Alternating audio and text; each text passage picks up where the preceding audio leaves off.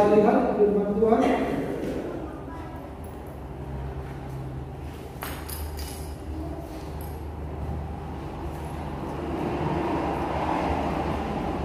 Nah, minggu yang lalu kita sudah lihat firman Tuhan ini cukup panjang dan kita lihat saja bagian ini ya.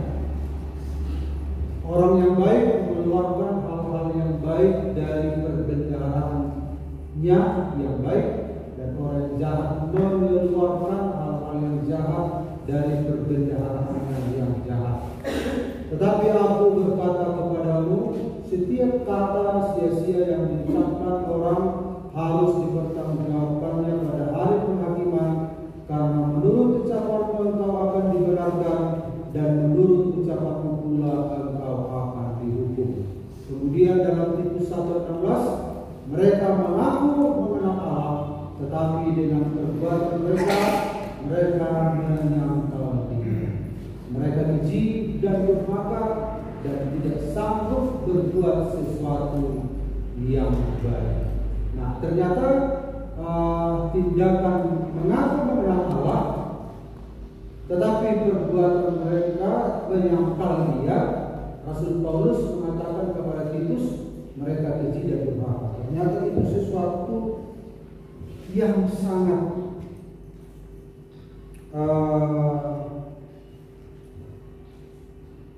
tidak baik ya. Satu sikap yang tidak baik.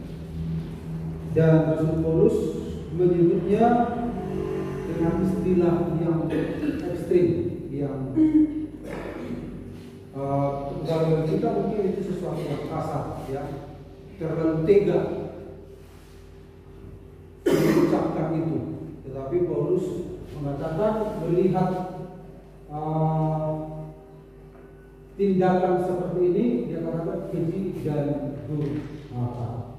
Nah, jadi firman Tuhan ini, Bapak Ibu, akan menolong kita untuk memastikan sejauh mana kita sudah ikut Tuhan, sejauh mana kita sudah melangkah. Jangan sampai kita melakukan sesuatu tapi tanpa berpikir, ya, tanpa berpikir. Saya pernah berikan ilustrasi kepada mahasiswa, mereka ketawa karena mereka sadar mereka melakukan hal yang salah. Misalnya lagu begini. Oleh karena kemurahan Tuhan, ku ada sampai hari ini. Oleh karena ada itu yang ini. Kebaikan Tuhan jadi terjadi bagi. Apalagi kan karismatik kan gaya-gaya gitu. Ku sembah Tuhan, ku mengangkat tanganku semuanya. Nah, ada kebohongan apa yang ada di sana? Ekspresi, perbuatan. Ya, ku sembah Tuhan, ku mengangkat tanganku. Mengangkat katanya tapi disaku. Berarti dia tidak perhatikan kata-kata lagu itu, dia hanya nyanyi begitu saja. Jadi kalau saya nyanyi itu kalau saudara dalam Tuhan ini bebas ya. Tuhan memang gak apa tentang itu, tapi kalau saya sangat perhatikan kata yang saya nyanyikan. Kalau saya tidak bersedia mengangkat, saya lewatkan bagian itu gitu. Bagaimana dengan Bapak ini? Misalnya, ku sembah Tuhan, karena saya sedang tidak mau mengangkat tangan, jadi saya tidak mengangkat. Ku mengangkat tanganku. Nanti Tuhan bilang, mengangkat tangan kau bilang disakunya kau taruh tangan. Jadi seringkali anak-anak Tuhan itu tidak perhatikan. Nah, ketika kita mengikut Tuhan, seringkali kita tidak perhatikan apa yang sudah kita akui dan apa yang kita sudah lakukan. Makanya minggu yang lalu saya katakan, ya, firman Tuhan ini menghentak kita.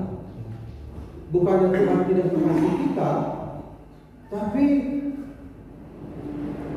memberikan kepada kita peringatan, mengingatkan, mumpung kita masih hidup sementara di perjalanan, supaya kita sadar, ya, oh ternyata salah, oke, ulang lagi, ternyata bukan begitu.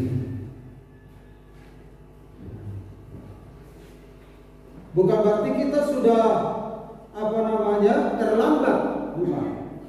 Jadi selama hidup kita, Tuhan selalu memberikan firman-Nya supaya pikiran kita itu terbuka.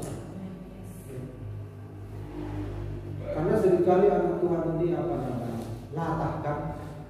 Latah. Dipikir sudah dilakukan padahal belum.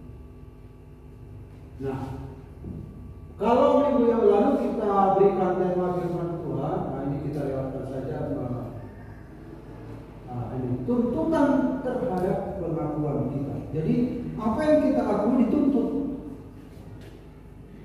Nah, seperti lagu tadi yang saya maksud di sana bukan berarti setiap lagu kita ekspresikan seperti apa yang dikatakan teks itu, tetapi yang wajar-wajar saja. Misalnya, ku kalahkan tembok, ku kalahkan sudah kalahkan tembok, lalu kita lompati sebuah kursi. Ya mungkin itu maksud saya, ya. Kan harus dipraktekkan, kata Om, katanya nanti. Bukan itu maksudnya, tapi yang wajar-wajar saja gitu. Hal-hal yang bisa kita lakukan, yang cocok kita lakukan, tetapi kita lakukan.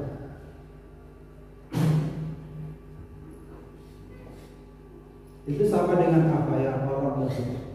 Bapak, kami meneteskan air mata di hadapan, padahal nggak menangis.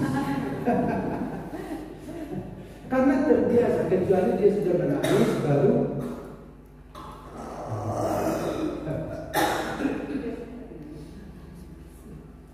nggak ada air matamu kata Tuhan. Nah, jadi artinya memang Tuhan itu baik. Apapun yang kita katakan, Tuhan maklum-maklum saja. Tapi kita sebagai Tuhan harus mengoreksi. Jangan sampai kita terbiasa apa yang kita ucapkan ternyata hanya sekedar ucapan gitu. Hanya sekedar ucapan.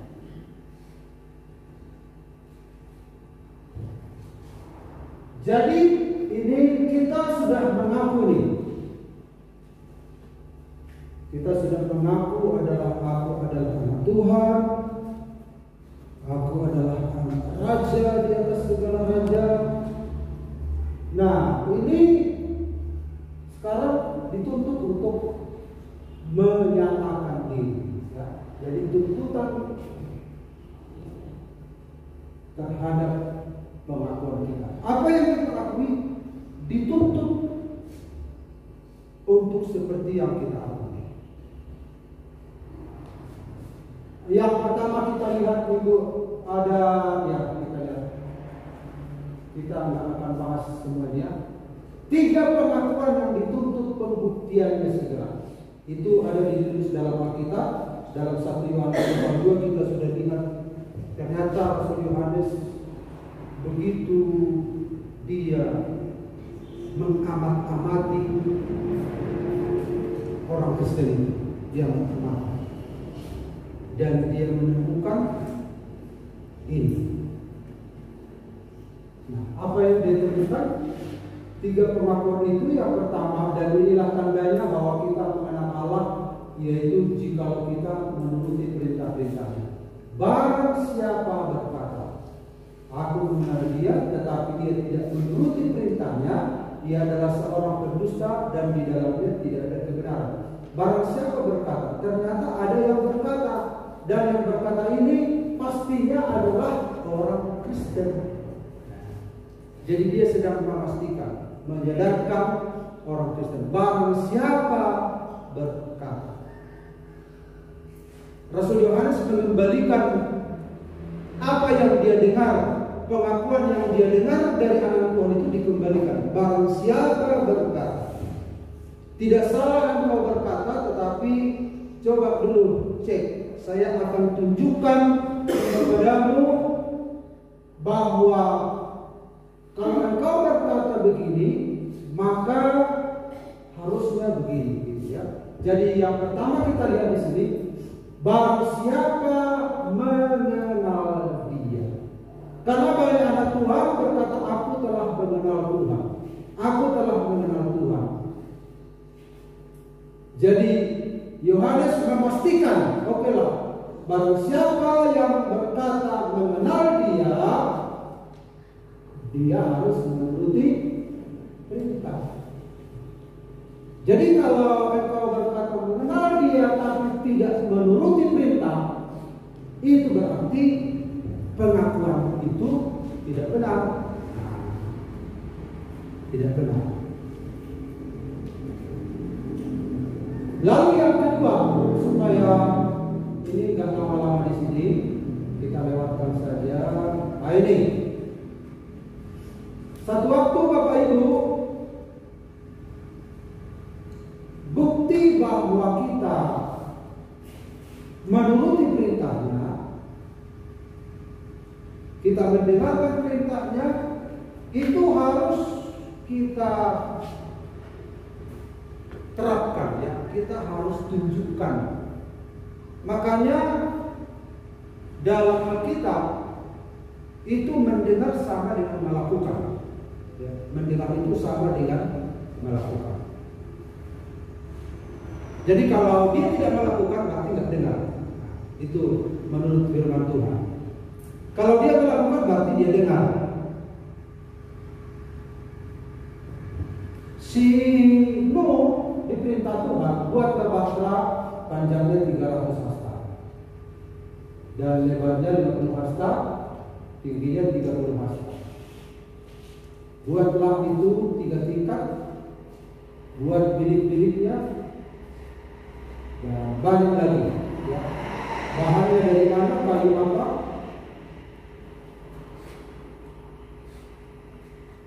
Banyak hal yang harus dia penuhi. Nah coba si Nuh ini disuruh Tuhan buat bahtera 300 hasta.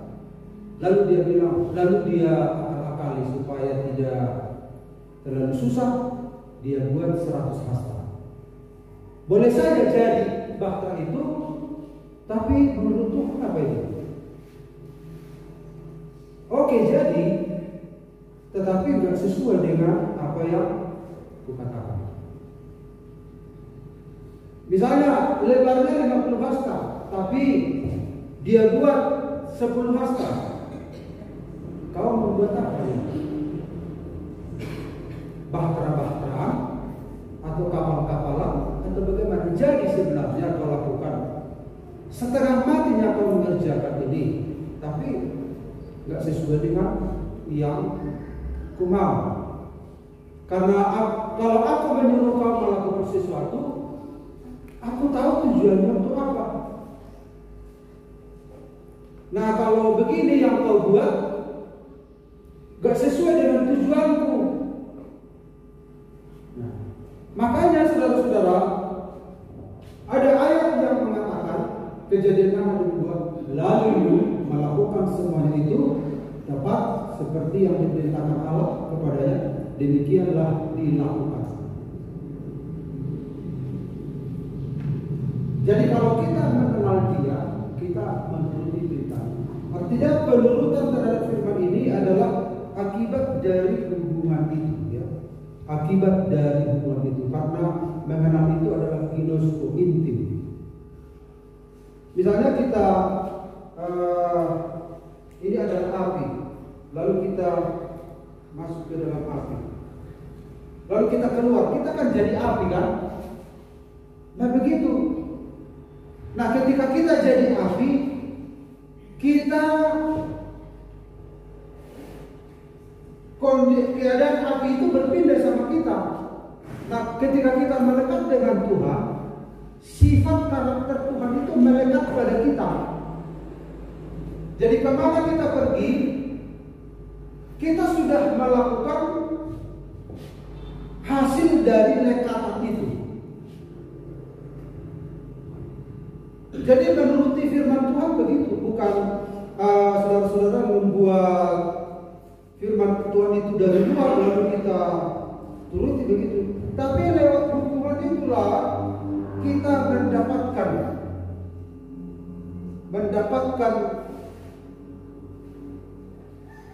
formatnya saya bilang kan. Kita mendapatkan cetakan dari dengan siapa kita melekat. Akhirnya sikap kita, perbuatan kita sesuai dengan siapa kita melekat.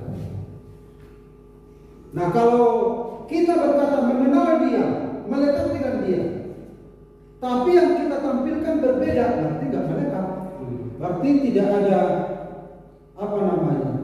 seperti api tadi, kita tidak berubah jadi api, maksudnya berubah. Kalau kita sudah masuk ke api, ya kita kan terbakar, istilahnya ya. Berarti baranya itu, panasnya itu sama dengan di sana.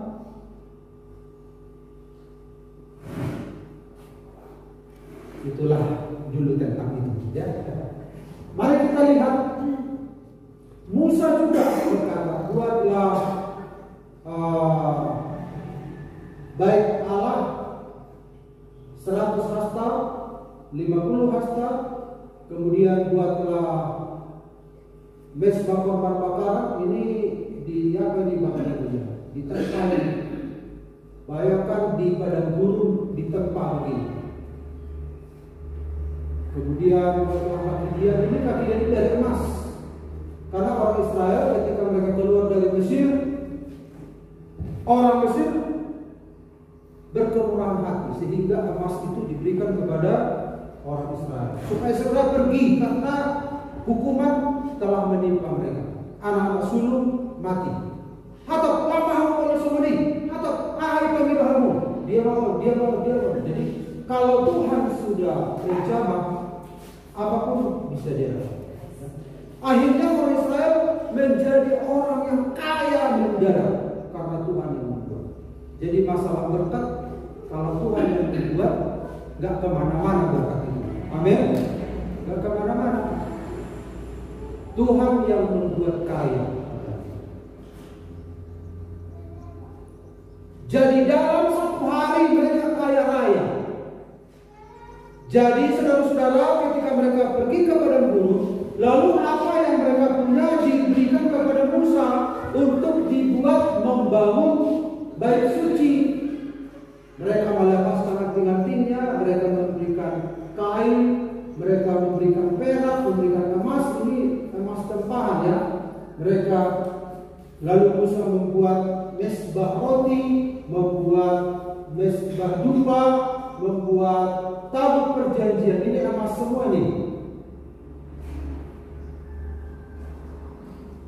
Ternyata berkat orang Israel itu untuk membangun bait Allah. Nah, kemudian apa yang terjadi? Lalu ditutuplah keempat bahan ini. Ini bagi dua, ada ruang kudus, ruang kudus. Ya, inilah isinya dari empat.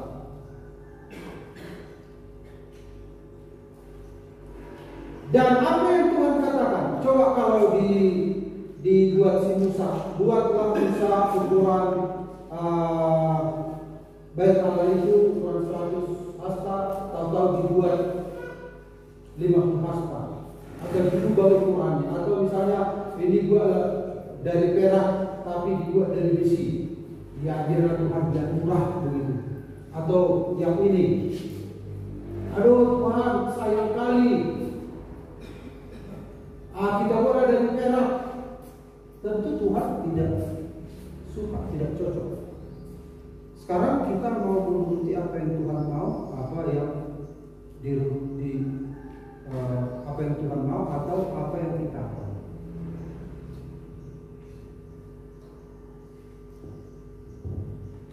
Dan apa yang dikatakan Alkitab, dan Musa melakukan semuanya itu tepat seperti yang diperintahkan Tuhan kepadanya, demikianlah dilakukannya.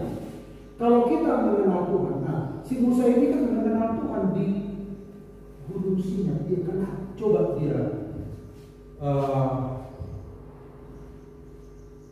ubah ukuran itu. Orang yang mengenal Tuhan, sejauh mana seseorang mengenal Tuhan, sejauh itulah dia bisa menerapkan firman. Jadi orang semakin kenal Tuhan. Nah, dalam 1 Yohanes kan diajarkan kedewasaan itu ada anak-anak, pemuda, dan bapak-bapak.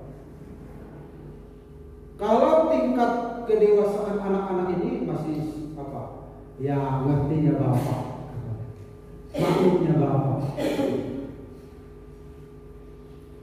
Tapi kalau sudah Kristen bapak-bapak dewasa, dia sudah ngerti hati Tuhan. Enggak, bukan ini maunya Tuhan, ini yang maunya Tuhan. Jadi dia tidak takut lagi akan ancaman Bapa surgawi, tapi dia sudah mulai mencocokkan diri dengan ritmenya Tuhan itu. Makanya 2 minggu lalu si Fani telepon ya, kalau dia telepon ke saya, kalau telepon ke saya berarti dia berurusan dengan hal yang rohani. Kalau telepon ke mamanya berurusan dengan uang. Jadi kalau dibilang mau ngapain Fani, kata mamanya, aku mau bicara sama papa. Oh, rohani lah itu. Karena mamanya nggak sabar mendengarkan ceritanya. Karena mamanya udah kualam ya dulu itu, nggak usah cerita. Tapi kalau saya kan sabar.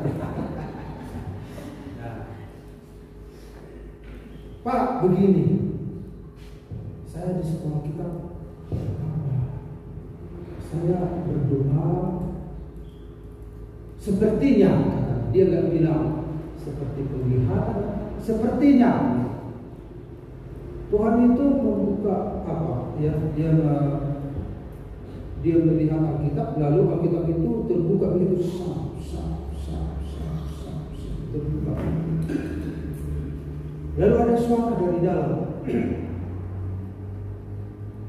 Tuhan bilang, sekarang aku sudah terbuka. Artinya Tuhan tidak menutupi dirinya terhadap ini. Sejauh mana engkau mau mengenal aku, pokoknya aku terbuka. Tinggal langkahmu sekarang. Sejauh mana engkau mau mengenal aku. Ternyata mengenal Tuhan itu persoalannya dari kita. Tuhan itu sudah terbuka. Jadi dia sudah membuka semua rahasianya. Tidak ada yang ditutupi oleh Tuhan.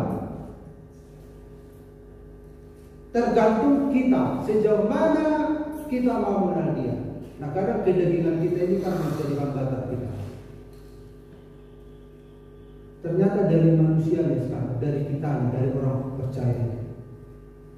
Nah, dikatakan di sini, barang siapa berkata mengenal dia, ternyata ciri khas atau indikator lah kita sebutnya, atau penanda seseorang itu mengenal Tuhan, menuruti perintahnya. Nah, kalau kita berkata mengenal dia tapi tidak menuruti perintahnya, berarti belum kenal dia. Enggak, ku kenalnya dia, hanya enggak mau menuruti perintah. Enggak, belum kau kenal dia. Ku kenalnya dia. Gara-gara ini makanya enggak kau kenal.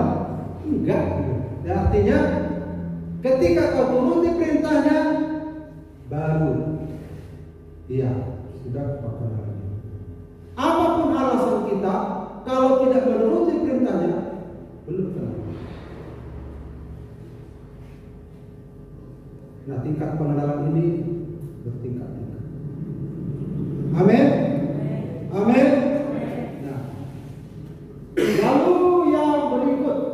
kedua. Barang siapa mengatakan bahwa ia ada di dalam Dia,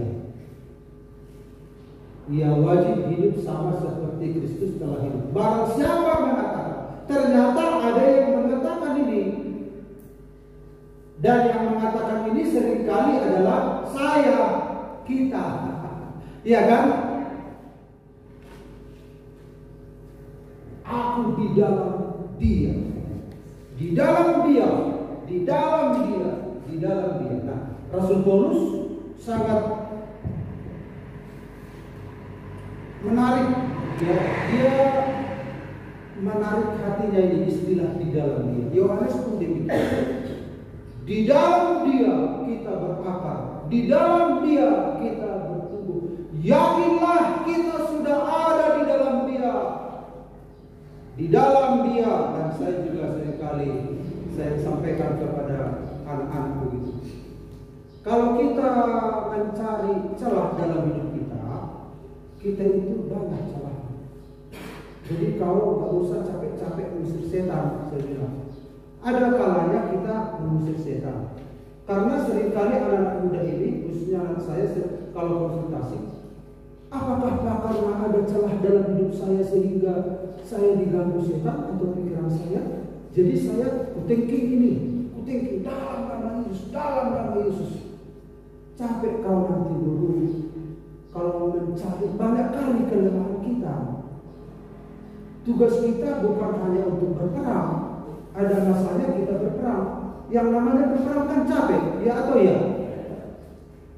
Tetapi percaya firman Tuhanlah yang memerdekakan kita. Ketahuilah identitasmu di dalam Tuhan. Di dalam Dia saya adalah anak Tuhan.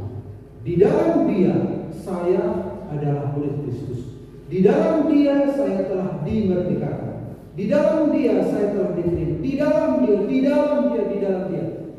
Identitas kita itu di dalam Dia. Kalau kau nanti mencari kekuranganmu di sana sini setengah mati, nggak bisa. Akhirnya dia merdeka. Oh gitu ya. Jadi ketika kita tahu kebenaran, kebenaran itu memerdekakan kita. Saya bilang. Dan ketika kita tahu kebenaran, iblis takut. Oh, udah tahu dia kebenaran. Karena di mana-mana ada celah-celah, di mana bisa kita hambat semua itu. Tapi ketika kebenaran itu meresap, merasukilah tanda kutip pikiran kita. Di dalam Dia aku telah ditebus. Di dalam Dia aku telah diampuni. Di dalam Dia aku adalah anak Allah. Di dalam Dia aku telah menerima Roh Kudus. Di dalam Dia aku telah diurapi. Di dalam Dia semua di dalam Dia. Di dalam Dia aku telah dimeteraikan. Di dalam Dia aku adalah anak Allah. Di dalam Dia aku menjadi pewaris kerajaan Allah. Itu iblis itu akan lari. Tetapi Yohanes hanya ingin memastikan supaya pengakuan kita itu benar-benar menjadi fakta, bukan hanya de jure tapi de facto. Ya.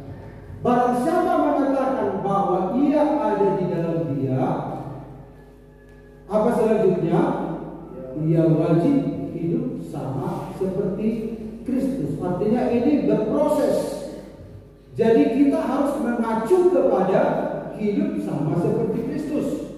Hidup sama seperti Kristus itu berproses.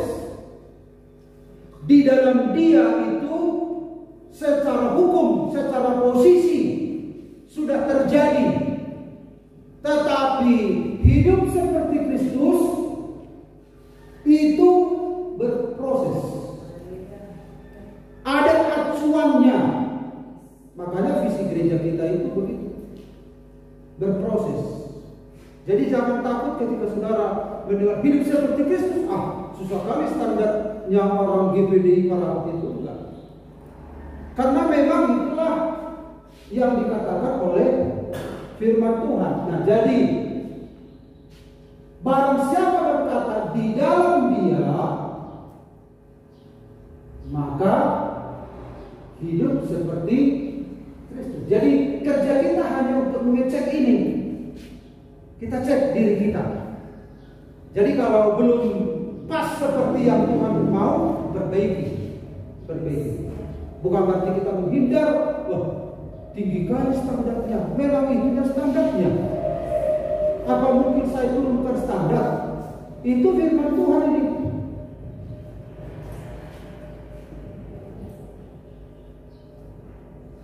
Nah, jadi firman Tuhan ini jangan sampai salah mengerti anak Tuhan itu, ya. Jadi Yohanes ini kan rasul. Dia mengerti tentang hatinya Tuhan. Jangan sampai kita lanjutkan perjalanan rohani kita tapi salah mengerti.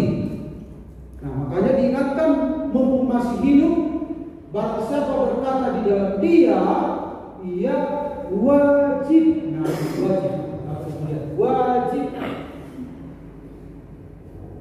Karena tujuan Tuhan memasukkan kita dalam dirinya supaya kita seperti dia. Coba dimasukkan kita dalam dirinya, tapi dia tidak mengingini kita seperti dia. Ini secara logika juga bertentangan kalau tidak seperti itu. Nah, ini kita lihat, ini Kristus, banyak anak Tuhan telah diselamatkan. Glory, haleluya, puji Tuhan. Bapak Ibu lihat dari belakang. Haleluya, haleluya. Nah, ini anak Tuhan di dalam Tuhan ini. Kelihatan Reza dari belakang? Oh, adiknya, oh ini ada Reza. Kelihatan gambar orang-orang ini? Gak kelihatan? Kelihatan, kabur. Ini anak Tuhan ini. Di dalam Tuhan hal-hal yang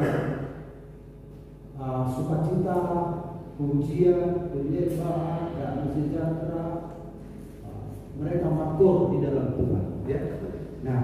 Nah, tetapi Tuhan terus berkelanjutan menyelamatkan orang. Mulai sejak Yesus disalibkan sampai sekarang, terus sampai sekarang di GPDI Parah. Nah, terus Tuhan menyelamatkan.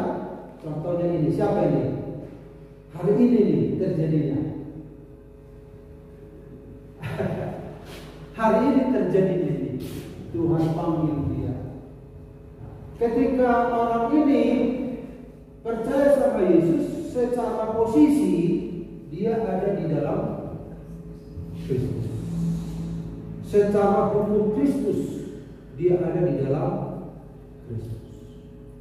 Amin.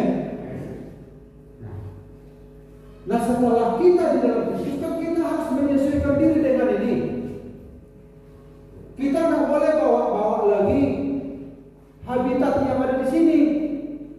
Kita harus menyesuaikan di sini. Nah, ketika dia ada dalam Kristus, masih ada nggak melekat sama dia? Masih. Makanya butuh proses. Masih. Tidak langsung seperti apa namanya? Langsung seperti Yesus, tidak. Berproses. Tapi secara hukum, secara posisi dia sudah di dalam Tuhan. Tetapi secara faktanya dia harus berubah. Dia harus bergumul. Dia harus sadar di mana dia sekarang. Dia harus menyesuaikan diri dengan di mana dia tinggal.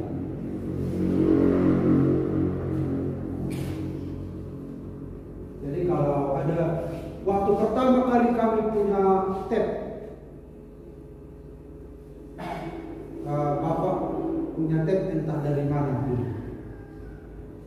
Nah, ada kaset hanya satu kaset itu. Saya waktu itu masih kecil. Yang walaupun Bapak pendeta, karena hanya itu kaset, ya itulah didengar. Entah lagu apa itu, Bapak sudah senang ada tabnya. Namanya pun orang tua kan. Lalu saya dengarlah lagu di tab itu. dikatakan di situ, kulitmu kulitku, kulitku sama hitam, dan seterusnya. Lalu dikatakan situ, lain padang, lain belalang, katanya. Lain padang, lain belalangnya. Lain orang, lain kumisnya. Itu di lagu itu. Lain orang, lain kumisnya. Artinya tidak sama kumisnya, kan? Nah, artinya kalau lain padang, belalangnya pun lain gitu. Ada mungkin mirip dengan belalang di padang yang lain, tapi pasti ada ciri khasnya, ada perbedaan. Setiap orang pun kumisnya berbeda-beda. Ada yang begini, ada yang begini, ada yang tipis, ada yang tebal, lain-lain. Haknya dia, kumisnya bagaimana. Nah, demikian juga dengan ini. Kalau kita sudah punya tempat yang berbeda, pasti kita menyesuaikan diri dengan di mana kita berada. Nah, kalau di sini misalnya semua di sini berkumis seperti Yesus, maka sesuaikan kumisnya dengan itu contoh ya. Karena saudara-saudara, kita meniru Yesus tidak seperti itu. Jadi hanya lucu saja. Kalau kumisnya ini, semua di sini kumisnya begini, ikuti Yesus begini kumisnya. Contoh ya. Jadi kita mengikuti Yesus ini tidak secara lahiriah maksudnya. Ada seorang rekreasi ke wisata ke Yerusalem dari satu daerah ke daerah lain. Ini anak Tuhan ini pun ada kolot-kolotnya juga. Lalu dia naik taksi, supir taksi ini membunyikan lagu-lagu rock keras. Nah, sebagai seorang anak Tuhan yang polos, kini jadi India, kini jadi Israel. Ngapain aku mengumpulkan uang ziarah hanya mendengar ini? Lalu dia protes sama supir, matikan itu. Kalau ada Yesus di sini dia pasti marah. Karena zaman dulu gak ada musik-musik rock begini. Lalu datang supirnya, keluar. Kenapa keluar? Karena zaman dulu jalan kakinya orang. Jalan kaki dari Yerusalem ke Bethlehem. Gak ada mobil zaman dulu. Jadi maksudnya di situ adalah kita meniru Yesus bukan hal-hal seperti itu. Kita meniru karakter. Bagaimana kita bisa? Kita mau meniru Yesus pakai gondrong? Kan nggak mungkin. Meniru Yesus jubahnya panjang. Ada orang kan salah mengerti meniru Yesus. Aku mau seperti Yesus, aku nggak mau menikah. Aku mau seperti Yesus, aku bergaul dengan orang-orang pelacur. Bukan seperti itu yang dimaksud Tuhan. Hidup seperti Yesus. Alkitab mengatakan, karena itu setiap orang yang tetap berada di dalam Dia tidak berbuat dosa lagi. Setiap orang yang tetap berbuat dosa tidak melihat dan tidak mengenal Dia. Jadi setiap orang yang tetap berada di dalam Dia tidak berbuat dosa lagi. Ayat yang lain dikatakan sebab benih ilahi ada di dalam dia. Tidak berbuat dosa lagi. Berbuat ini kan kata kerja. Artinya orang ini tidak memulai dosa yang baru lagi. Karena dia yang harus dia lakukan memulai untuk hidup baru seperti di mana dia berada. Tidak mungkin dia ada dalam Tuhan tapi berbuat seperti ini. Tetapi dia akan menggunakan semua kesempatan yang ada berbuat sesuai dengan kondisi yang ada di sini. Tidak ada kesempatan berbuat seperti masa lalu. Jadi orang dalam Tuhan itu dia hanya terfokus bagaimana dia berbuat seperti tuntutan di dalam Tuhan itu bagaimana. Jadi jangan habiskan hari-hari waktu berbuat seperti di sini. Tapi habiskanlah hari-hari kita bagaimana supaya kita bisa menyesuaikan diri di sini. Inilah pergumulan kita. Di satu sisi Tuhan menjamah di dalam batin kita, mengerjakan dari dalam. Di sisi lain kita juga harus menyesuaikan diri dengan posisi kita di mana kita berada. Amin. Lalu ada pertanyaan, berarti bagaimana kalau berdosa? Kan masih banyak anak Tuhan juga berdosa. Nah, Bapak Ibu lihat ini ya. Ini tempat tinggal ikan ya kan? Bapak Ibu lihat animasi ini. Ini apa? Air. Ini ikan hidup di sini kan? Seperti inilah Yesus. Seperti air ini. Kita adalah ikan itu. Jadi kitanya itu, ikan itu cocok tinggal di air. Habitatnya di air. Habitat kita itu di dalam Yesus. Nah coba ikan itu dia keluar, apa yang dia lakukan? Manggal pasir. Jadi kalau kita keluar dari Yesus harusnya manggal pasir. Bukan tempatku di sini, bukan tempatku gitu.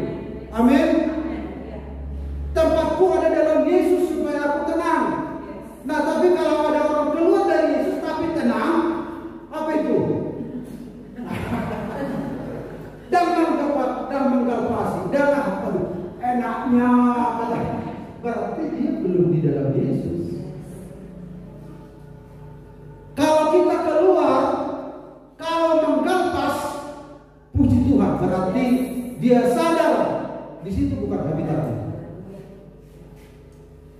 Menggampas sudah hitam oleh dosa Tuhan.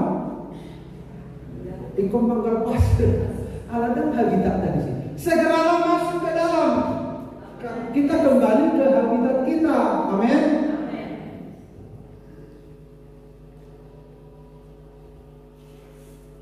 Karena hanya di dalam dia kita tenang, ada damai, ada sukacita. Kita tenang dalam diri itu, berenang sejauh mana kita mampu. Ku ingin saudara, sejauh mana mengarungi lautan, terserah. Mau dari Australia ke Amerika, kan laut itu satu.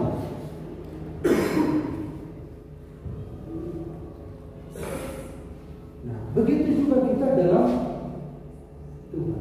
Habitat kita itu dalam Tuhan. Kalau seperti ikan, habitat kita itu dalam laut. Makanya gambar lambang orang Kristen ketika teraniaya, gambarnya itu apa? Identitasnya itu ikan. Jadi misalnya kalau ada orang saling jumpa orang untuk menunjukkan identitasnya dia Kristen atau tidak, mereka menggambar di tanah. Dia gambar ikan. Oh iya, kita sama. Kalau tidak digambar ikan berarti ini bukan anak Tuhan.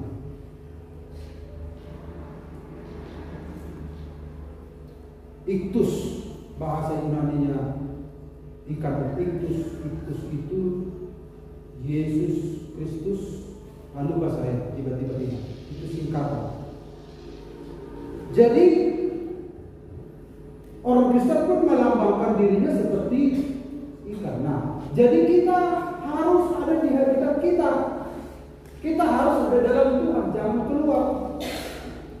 Jadi kalau saudara gak nyaman, saudara melanggar firman ini, berdosa. Aduh Tuhan tolong saya. Aduh udah salah saya Tuhan. Saudara melanggar pasti begitu, saudara merasa bersalah. Puji Tuhan, saudara sadar. Coba kalau saudara gak sadar, bahaya. Jadi selama anak Tuhan merasa tidak nyaman keluar dari kebenaran, itu satu hal yang positif. Segeralah kembali, segera kembali. Amin. Nah, Yohanes 13:15, sebab aku telah memberikan suatu teladan kepada kamu, supaya kamu juga berbuat apa? Sama seperti yang telah aku berbuat kepadamu. Jadi sama seperti Yesus telah memberi teladan. Nah, bagaimana sama seperti? Masih ada waktunya, Bapak Ibu persiapkanlah Alkitabnya. Ini perlu dibaca. Coba Matius 20:28, coba dibaca. Coba dibaca, siapa yang sudah dapat? Langsung. Matius 20 ayat 28. Iya, silakan. Demikian firman Tuhan. Sama seperti anak manusia datang bukan untuk dilayani, melainkan untuk melayani dan untuk memberikannya nyawanya menjadi tebusan bagi orang banyak. Iya, sama seperti. Artinya sama seperti anak manusia datang bukan untuk dilayani. Demikian juga karena kita ada di dalam Dia, kita pun sama seperti Dia. Bapak Ibu bisa perhatikan sama seperti.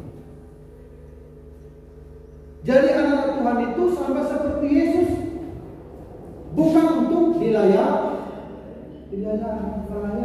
Jadi kalau saudara melayani, karena saudara sedang hidup sama seperti Yesus. Coba lagi. Banyak sebenarnya, tapi beberapa hal saja, beberapa ayat. Coba baca. Ibrani, Roma 15 ayat 7.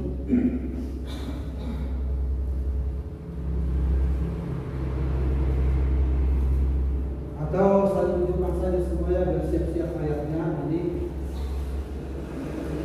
Ini Roma 15 Nikolas, Yohanes 13:34, Juli, Kolose 3:13, Yeremi, 1 Petrus 1 ayat 15, Matthew, 1 Yohanes 1 ayat 7, Gier, 1 Yohanes 3 ayat 3, Diri, 1 Yohanes 3 ayat 7. Oke, belum kita ketawa ya. Ingat, jangan cuma ketawa. 1 Yohanes 3 ayat 7. Baca ayatnya ya. Oke, silakan Nikolas. Perhatikan Bapak Ibu. Roma 15 ayat 7, firman Tuhan. Sebab itu terimalah satu orang yang lain, sama seperti Kristus juga telah menerima kita untuk kemuliaan Allah. Iya. Berarti kita harus menerima orang lain sama seperti Kristus menerima siapa? Kita. Ukurannya sama seperti Kristus. Nah, kalau Kristus menerima kita, kenapa orang lain kita tolak? Begitu maksudnya. Sama seperti. Terus, siapa tadi? Yohanes 13:34. Yohanes 13 ayat 34, aku memberikan perintah baru kepada kamu, yaitu supaya kamu saling mengasihi. Sama seperti aku telah mengasihi kamu, demikian pula kamu harus saling mengasihi. Iya, sama seperti aku telah mengasihi kamu. Berarti kita saling mengasihi tolok ukurnya sama seperti Kristus mengasihi kita. Masih dikasihi Tuhan kita?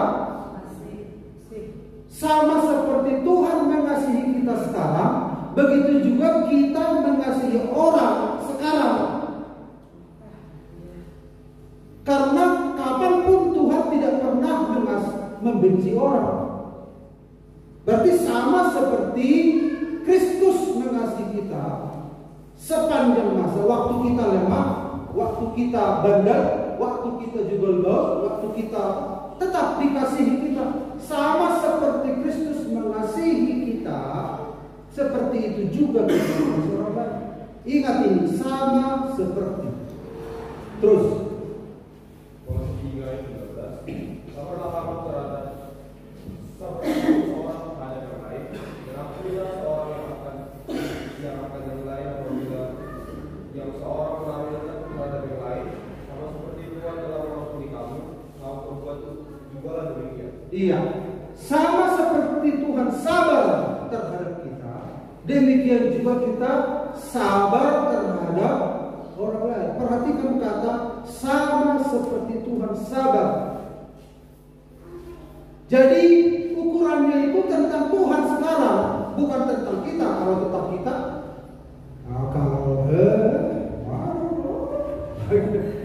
nah sekarang kan kita ini di dalam Dia. Dia wajib hidup seperti Dia. Bagaimana caranya? Dalam hal apa kita sama seperti Dia? Sama seperti Dia sabar terhadap kita, demikian juga kita sabar terhadap orang lain. Sama seperti Yesus mengampuni kita, seperti itu juga kita mengampuni orang lain. Berarti kalau kita diampuni Tuhan, tapi kita nggak mengampuni orang lain, berarti belum sama seperti yang dilakukan Tuhannya Sang Juru Selamat. Sama seperti, karena kita kan anak-anak Bapa kan, amin.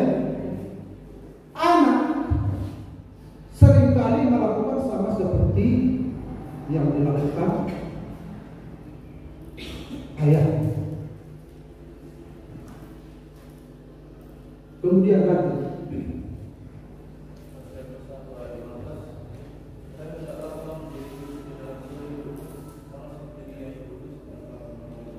sama seperti Dia. Kalau Dia kudus, kita harus kudus seperti Dia. Kalau belum kudus, berarti belum seperti Dia. Nah itu acuannya. Nah karena kita masih berproses di sini, acuan kita ini sama seperti Tuhan bagian ini, saya masih jauh seperti masih seperti si A yang aku sama. Tapi seperti engkau belum. Nah acuan kita kan Yesus. Sama seperti Dia kudus, kita pun kudus. Jadi kalau Dia minta kita kudus, berarti bukan sesuatu yang tidak mungkin lagi. Yang sampai dulu, tetapi jika kita hidup di dalam sama seperti Dia ada di dalam Tuhan, maka kita berada bersekutu sama dengan yang lain. Dan darah Yesus artinya menyucikan kita dari segala dosa. Iya, hidup di dalam terang sama seperti Yesus di dalam terang. Ini kan gak pernah kita perhatikan ini. Ternyata hidup seperti Yesus yaitu sama seperti Yesus telah, dan rasul-rasul ini telah mengamati semuanya ini. Ternyata hidup seperti itu, kita meneladani sama seperti setelah mendetail ditunjukkan ini. Beda-beda rasul ini. Yohanes, Petrus, Rasul Paulus beda-beda, tapi kok sama pesannya. Ternyata teladan yang Yesus tinggalkan adalah Dia mau supaya kita sama seperti Dia. Dia telah memperagakan, dan ini ditangkap oleh rasul-rasul. Oh begitu teladan yang dimaksud. Berarti saya harus hidup seperti Dia. Bukan dilayani, tapi melayani, menerima orang lain, saling mengasihi, saling mengampuni. mengampuni, kudus, hidup dalam terang. Terus 1 Yohanes 3:3. 1 Yohanes 3:3. Setiap orang yang menaruh pengharapan kepadanya niscaya menunjukkan diri sama seperti Dia yang adalah suci. Sama seperti Dia. Acuannya Yesus sama seperti. Kemudian 1 Yohanes 3:7.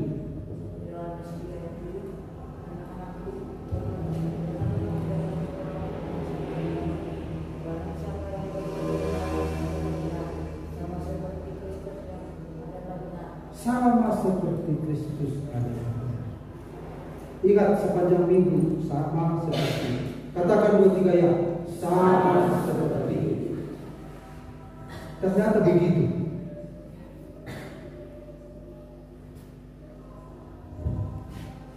Dan hendaklah kamu dalam hidupmu bersama menaruh pikiran dan perasaan yang terdapat juga dalam Kristus Yesus. Jadi di dalam sini, di dalam Tuhan kita menaruh pikiran dan perasaan. Dan dalam terjemahan lain, hendaklah kalian berjiwa seperti Yesus Kristus. Bukan berjiwa di luar sana, tapi berjiwa seperti Kristus. Kemudian yang terakhir, soal parohon di Kristus Yesus mah parohonina. Dengan demikian kita akan seperti Dia. Akhirnya makin lama kita menyamakan diri dengan Dia, dengan kekuatan rohnya. Oh, itulah yang disebut dengan seperti Yesus, seperti Yesus. Ternyata itu maksud sama seperti. Mari kita mulai. Ini berproses. Amin. Berproses. Begitu jelas tuntunan firman Tuhan. Bukan sesuatu yang apa namanya, yang semu. Oh begini. Haleluya. Tuhan berkati kita sekalian. Kita lanjutkan minggu depan.